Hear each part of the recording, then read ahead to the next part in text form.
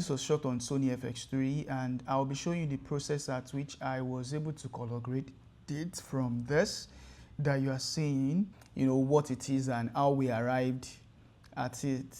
It was just a vibe shoot that turned into, this cinematic style music video. So let's go into Davinci Resolve and see, the process at which I grade it. Like I was saying, this is before and this is after.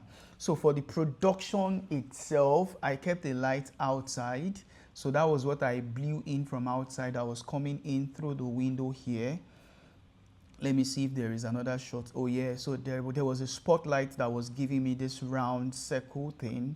And then this shape that you are seeing on the ceiling, it was from the light that I kept outside. Then part time I was adding, there was a fog machine as well. And I ensured that I filmed this on the same, frame, so that the frame was not changing while I was doing my fast cut for all of those things.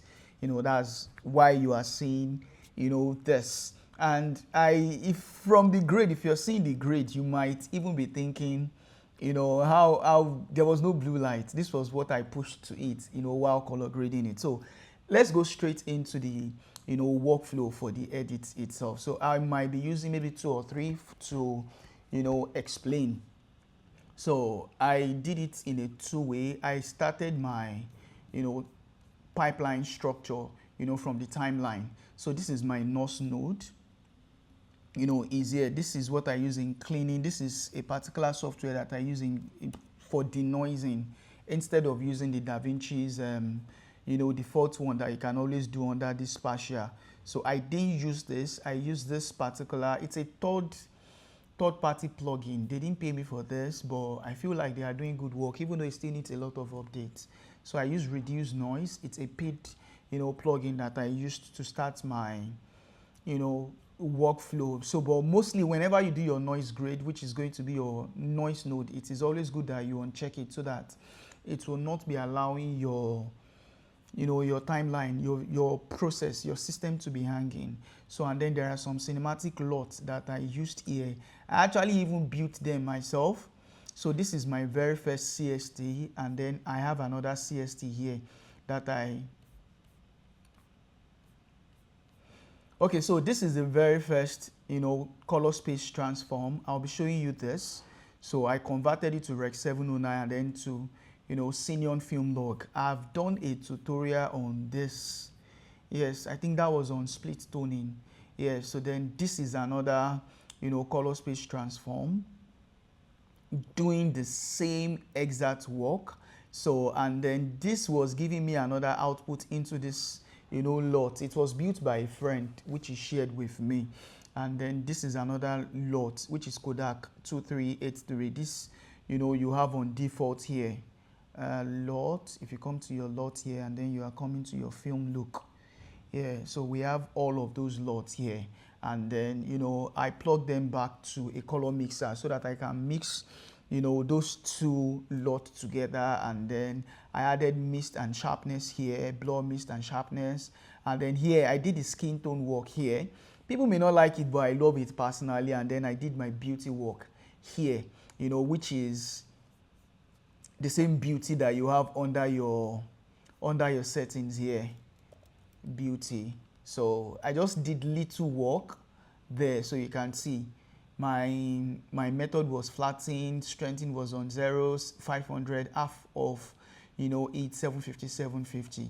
And if we are going to the clip work itself, I have told us several times that whenever you see all these nodes like this, you should not be intimidated. They are just my default node structure.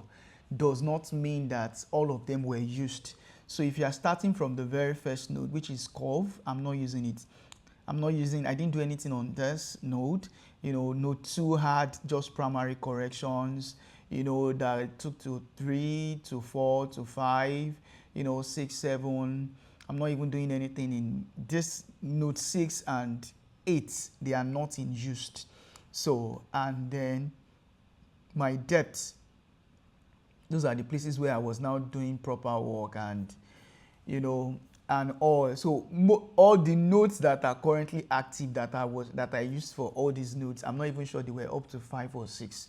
But with the grade that I did, I was able to push in new colors.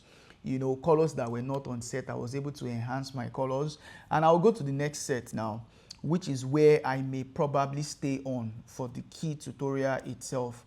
So P is the shortcut to see your screen full, and then Z, that's if you have not done, just by using the default customization itself. Like I said, I had already done the skin work in the previous on my timeline, so that it can just affect everywhere. And after if you notice here from my structure, it was only the skin tone that I added the beauty to only.